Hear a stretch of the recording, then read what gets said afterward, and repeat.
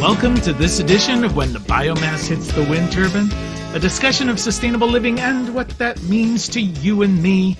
I'm Jay Warmke. And I'm Annie Warmke. That indeed you are. And today we're going to talk about a recent UN climate report, or We're All Going to Die, and we really mean it this time. So, this is such an upbeat show. I know. Well, it's sort of a little bit, I was feeling like when I saw this report, a little bit like everybody talks about COVID fatigue and things like that. Okay, all right. I'm tired of hearing about this. And I think they do run the risk of saying, okay, we have serious problems, and we've heard this so many times, yet governments seem not to do anything about it. Well, that's going to be the challenge today. Yeah, but let me tell you a word we can use that I find to be much more hopeful. Okay, tell me. And instead of climate change, I'm interested in adaptation.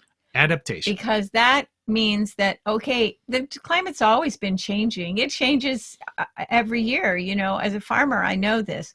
But if I'm talking about adaptation, what I'm saying is I am going to prepare the plants, the soil, the livestock, the community, the neighborhood, everything with the idea that it's just a norm. Okay, this is what happens. I know you did the research on this, but let me give you my take on it, and you tell me why I'm wrong. Okay, I assume, I mean, clearly the climate has changed, but we're dealing with so dramatic a change that's clearly induced by human activity since the Industrial Revolution. So they've been warning us really since the 70s. If we don't make major changes in our lifestyle, then we're going to have serious consequences to this global world. Well, we haven't made those changes, and we are already past the turning point. Now it's a matter of how do we adapt? How do we deal with these changes that we have wrought upon us? But from a government standpoint, it's not really effective to tell people, okay, it's already too late, and now you're going to have to deal with these things, but change your behavior anyway, because people are going to throw up their hands and say, all right, well, you know what? I'll just party like it's 1999 because we may not make it to 2099. Which part did you want me to correct? Tell me I'm wrong. Okay. Okay. So first of all, the challenge. So there's no right or wrong. It's not that clear. Everything's pretty gray around all of this, as are most issues. But the reality is that the government and the scientists have been telling us that all of this is coming. And at the same time, the marketers of the corporations have been telling us a different message. And that is that if we as individuals would just do, fix our leaky faucet or buy another Coca-Cola. Yeah, or recycle, whatever, that this is going to make great change around climate and what's coming, and also adaptation. And the problem with that is it's mostly baloney, because it's the corporations that have to make the major changes that are going to change the carbon footprint of the world. Okay. And that's what I hope we're going to talk about today, because I'm sick to death of hearing if I just brown bagged my lunch, or I just stopped eating meat, or put a brick in your toilet, Yeah, or eat local produce, or recycle, or plant-based meals, or take a 5-minute shower. And all those are good, but they're not going to make the kind of systemic change that we need to have happen. No, because it's not where the problems really lie. All right, well, just to back up. Okay, I want to back up. I backed up first. Okay. Beep, beep, beep. Okay, so this report that we're talking about, the UN climate report, was released in late February of 2021. And the language in this was again... you're looking at a different one than I did. Okay, well, it's the same thing. They just say the same thing. Oh, they just recycle it. They just fold it different. It's like Mexican food. It's all the same, just folded differently. Oh, my word, that was not... So anyway, so the language is very, very stark in this. They were using terms like it's a red alert for the planet. 2021 is going to be a make or break year in confronting the global climate emergency. And it's clearly sunk in with the world's public. They did a survey of over 1 million people, 1.2 million people were surveyed. And of those, about 2/3, about 65% of those folks said that we are living in a climate emergency.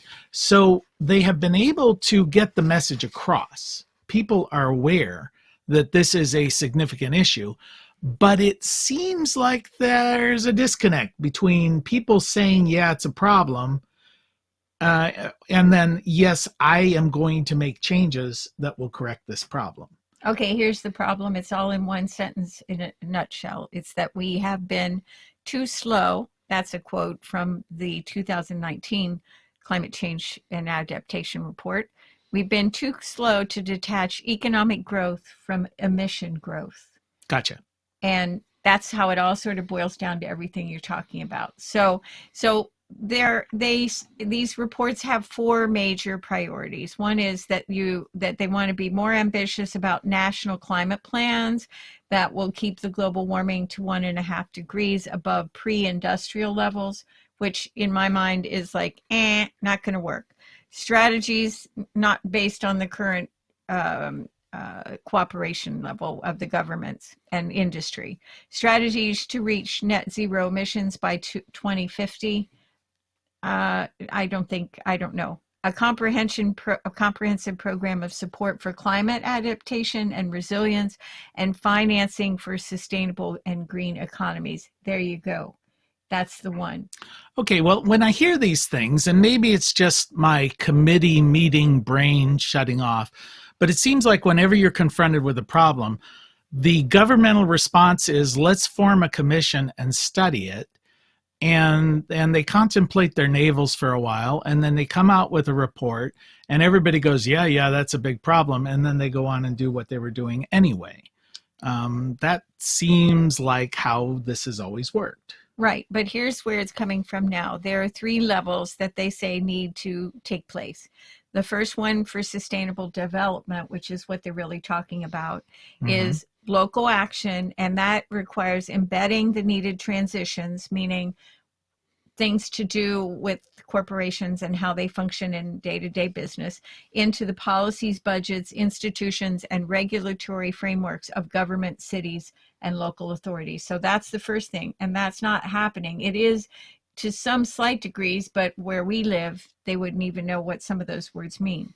So the second one is people action, and that is including action by youth and civil society, the media, there's a big challenge, the private sector, that's a big challenge, unions, academia, and other stakeholders to generate an unstoppable movement pushing for required transformation, which they're really talking about is push for revolution.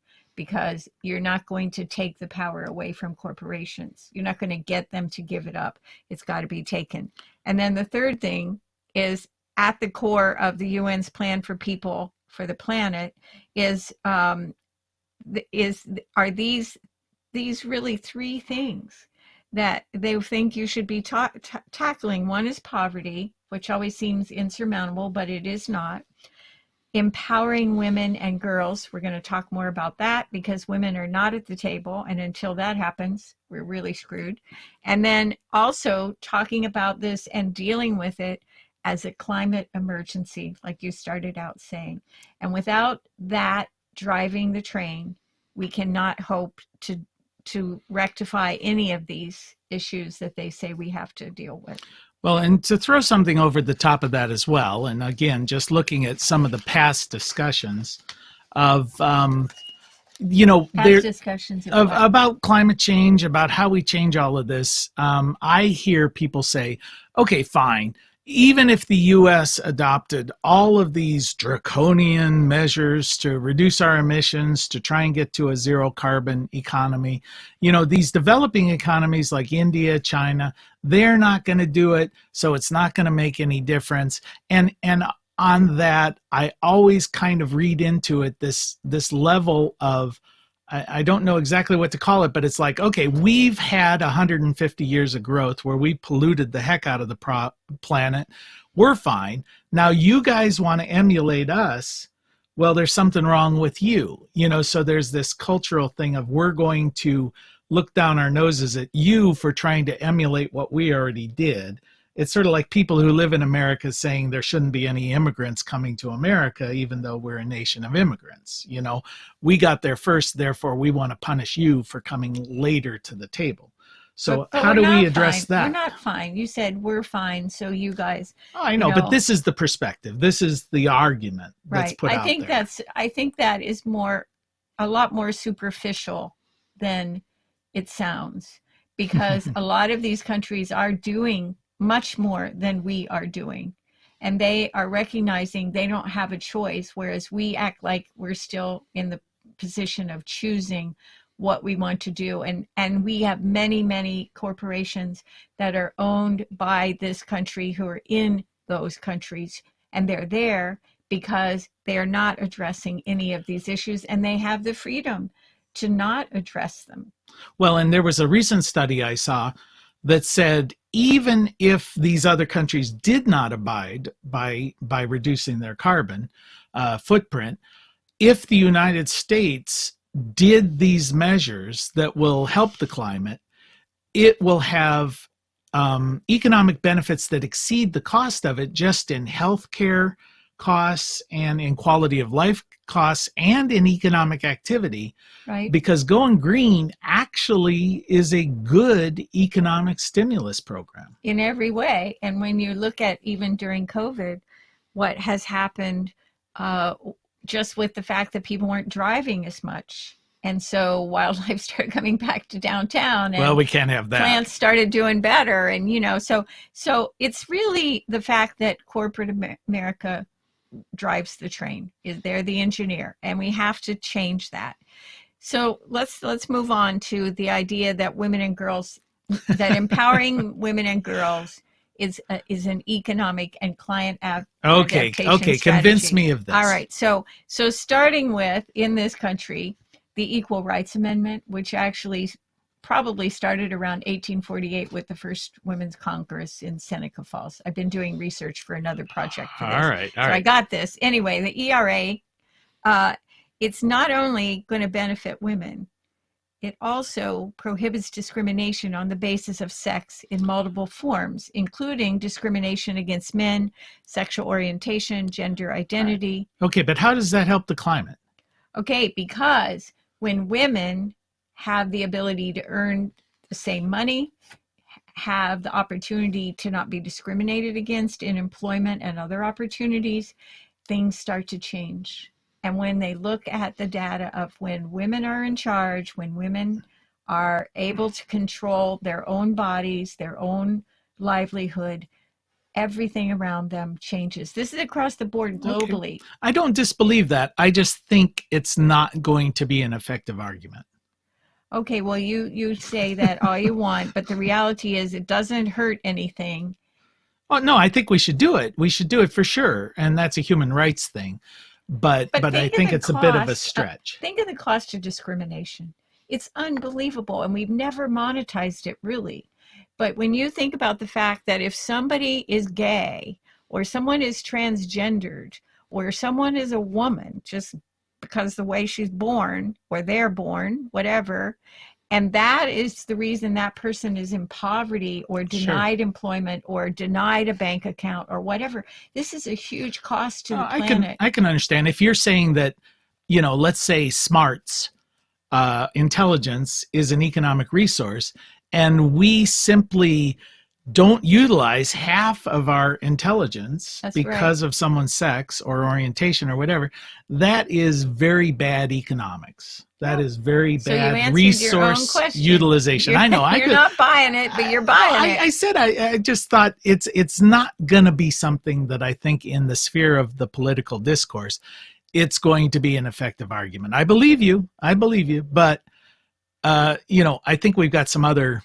tools in our tool belt to try and pull out. Perhaps, but it's so provable. It's just provable. Okie doke. Well, I want to take a break here and let people know that you are listening to When the Biomass Hits the Wind Turbine with Jay and Annie Warmke, reminding you it is indeed the end of the world as we know it. And thank God. Thank God. All right. So as the UN climate report said, it is indeed the end of the world as we know it. And and I think what they're telling us once again, as if we have to hear it 7,000 times, which apparently we do, that things have to change and they have to change dramatically. And one of the things, as you were mentioning, is individual actions, which will, of course, make a difference. But we have to have governmental solutions and we have to have corporate solutions. Right. So you were wanting focus a little bit on, okay, it's fine for you to fix that drippy faucet, but we need Exxon to fix some things. Yeah. You know? Or farmers. So we're going to talk about that. Agriculture. It's not just farmers, it is the field of agriculture. So let's start out with something that you care deeply about, and that is the energy system, which does power economic growth. Gotcha. So by committing to source 100% renewable power and double energy productivity, companies are helping catalyze further, faster transition to a zero carbon energy system. By setting ambitious targets and integrating energy efficiency into business strategies, they're able to save energy costs. They're able to grow, as you were just saying, really beyond their expectation because of renewable energies. And they're able to deliver on their emission reduction goals, inspiring others to follow their lead. You know, one thing we know about corporations, they don't like to set a precedence. They're like the law. And so if somebody's doing it well, others are going to fall into line and say, I want to make money that way too. I think we're seeing a perfect storm here when it comes to energy, because, you know, I like to say people don't do something because it's the right thing to do. They do it because it's in their economic self-interest to do it. And certainly corporations fall into that category. And we're seeing that renewable energy, wind and solar primarily, have become the cheapest form of energy that's available. So that's one thing that's happening. And it's a fairly recent development, really within the last decade, and people are becoming aware of it. We're also seeing that the what's the young woman's name from Sweden or Norway? Greta. I can't ever remember her last name. Anyway, she sailed across the Atlantic in a boat and told basically the UN to go to hell, which was great. Well, that that generation is starting to flex a little bit of their muscle, and these are the kids of the guys who are running the corporations. So these guys who go home each day are getting beat up by their own kids saying, okay, Pops, what are you doing to fix the world? Well, so employees are asking this as well. They want to work for companies and then that you're are doing seeing the right thing. These environmental groups who are getting a little more savvy and pushing out there and saying, really, BP, you want to be the company that destroyed the world? Really, Coca-Cola, what are you doing to save the planet? You know, really, Google, you know, what are you doing? Well, most of that's greenwash, though. I know, but it is. It has been. Yeah. But what's beginning to happen is the political pressure, the family pressure, and the economics are beginning to merge, where these people can come back and say, you know what, we can decarbonize our industry, and not only do we look good, but we save some money. In fact, we're going to save a lot of money. Well, and the more that marketing is able to show in their data that this is what people are demanding, the more they may lie to us, they may greenwash it, but then they're going to be forced. So let's move on to the transport. No, I don't want to move on just yet, because I want to give you two examples. Because I know before we started talking, you said, I don't want to just keep talking about how the world's going to end and we're all in trouble. I want to talk about some of the positive things. Well, I was just going to do that. Okay, well, I'm going to beat you to the positive. Okay, we're in all a right. race. I have two examples from the corporate world that just happened in the last couple of months. One is from Microsoft, everybody's favorite. Love to hate. Yeah. Oh my God. Kind of like Walmart. Yeah. So anyway, they've recently announced not only are they going to a net zero carbon footprint, they are going to go back to the dawn of the creation of their company and offset every carbon release that they are responsible for since they began. So they have to go negative carbon. That's what the UN's asking to Yeah, do. and that's so they Pre-industrial. put their hands Yeah. up and they said, "Okay, we're there." And maybe even more significantly, there's a company called BlackRock, and BlackRock is one of these investment companies that the general public doesn't hear a lot about, but those people involved in big hedge funds and things like that know everything about BlackRock. BlackRock is the largest investment company in the world. They handle $7 trillion worth of investments. And if you think about it, the recent stimulus program is just under 2 trillion. And that's considered to be a mega thing. So this is more than 3 times the size of that program. And they've just recently announced they're getting out of fossil fuels, getting out of coal. I could feel the earth shaking when they said it.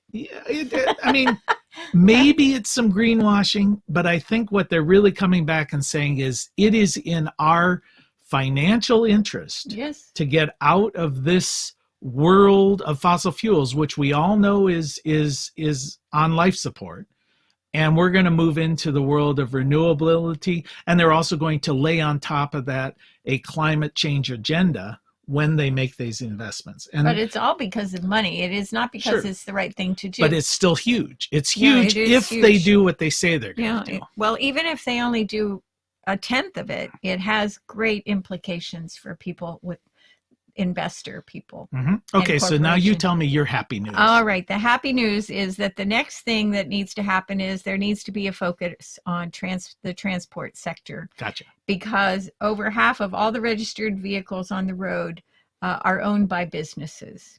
So the corporate commitment to increasing the pace of electric vehicle uptake and growing the market of the world's most sustainable fuels are vital to reducing urban emissions.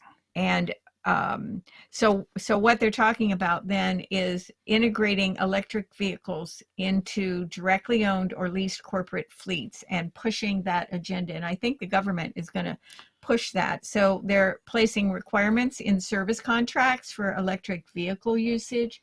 So if you want to work for me, so if you're a company like Amazon and you deliver, and you're going to be subcontracted to, or FedEx or UPS, like at Christmas, you have to have an electrical vehicle. I know the post office is getting electric vehicles, but also Lyft just recently announced, and Lyft is one of those Uber, that their drivers will have to drive electric vehicles.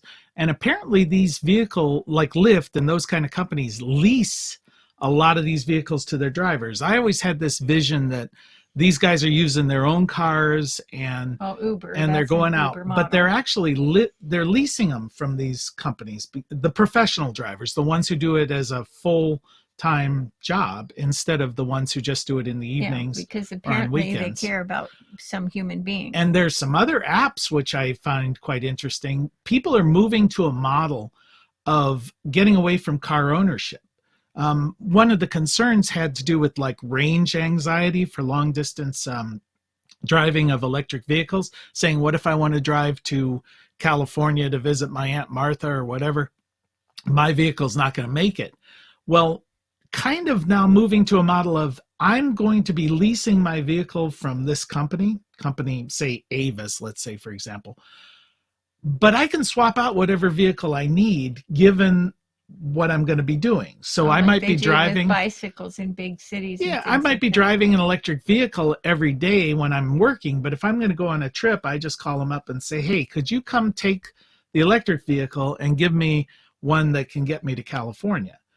And then when I come back, give me a different vehicle. So the vehicle is not, it's basically no longer do I own a car. Now I use a car. Or be in love with the car or anything like that. But it's I just really think a tool. I think that's way cool. I mean, the whole concept, and we can really begin to think of transportation as an app on your phone. If I need to go somewhere, I simply dial it up, and now I have my vehicle. Well, I really would hope that we moved more to mass transit than individual even leasing, but that's not on the agenda. But one thing that is supporting staff of these corporations to use electric vehicles by installing charging infrastructure at all their premises. Of course, the U.S. government's doing that in their military bases in a lot of places, and so corporate America hopefully is going to follow. And then supporting electric vehicle uptake by customers by installing charging infrastructure at all premises. And I'd like to say we have a good example because during COVID, we have gone to Marietta, Ohio quite often to have a picnic and hike. And there's one charging station there behind the armory, and we time everything so we can go there and recharge our vehicle, which is only good for about 30 miles. It doesn't get us all the way there, but mostly. And then we come back and take our vehicle. Right. And we've talked about that the electric vehicle infrastructure will become sort of a free, like every Walmart should have charging stations to keep people buying their garbage, or every movie theater, every restaurant. You'll begin to just simply plug in your vehicle and charge it wherever you're shopping, the same way you can use Wi-Fi at every coffee shop. They're trying to entice you to hang around so that you keep buying $6 a cup of coffee. That's right. So let's talk about agriculture, because I don't want to run out of time. So the food and agriculture sector is crucial in meeting the Paris Agreement standards. They represent 25% of all greenhouse gas emissions, and they also are the most vulnerable to climate change. And one of the things I know that's coming for plants and trees and the soil are two things. One is drought or too much rain, and the other thing is extreme weather events. And so we see the impact on agriculture. And agriculture has no choice but to move from the corporate models that they have to the smaller producers who are more likely to do organic or at least natural care of the soil and growing of foods. So, I would add to that resistant parasites and invasive species. Well, yeah, insects and parasites. But increasing global food security is a big deal. And a lot of that comes from actually increasing by 50% more nutritious food being available instead of what we have right now. And so this will happen through increased production on existing lands, farmlands, protecting ecosystem services and biodiversity, and then bringing degraded land back into productive use and reducing food loss from the field. Bottom line, are you feeling hopeful, or are you feeling like we're all going to die? Well, we're all going to die eventually, but here's what I am feeling hopeful about is that we have a different government, and we have a couple of years to see if the United States can actually step up to the plate and be as good as countries like France and India and Germany and so forth. Okay, so Biden, it's time to put up or shut up, right? Okay, so you've been listening to When the Biomass Hits the Wind Turbine with Jay and Annie Warmke. We want to thank our ever sustainable and award-winning producer, Adam Rich, and we want to thank you for spending just a little bit of time with us. And as your grandmother hopefully told you, the secret to a happy and sustainable life is... let's see. Well, you better clean up your own mess, and you better play nice with others, and you need to eat your vegetables. Grown locally, sustainably, without global warming. Okay. All right, till next time. Bye-bye. Blossom in the night, know the stars are dancing in twilight. Soon we'll be together, all will be revealed. Mother Earth will sing, and the children will be.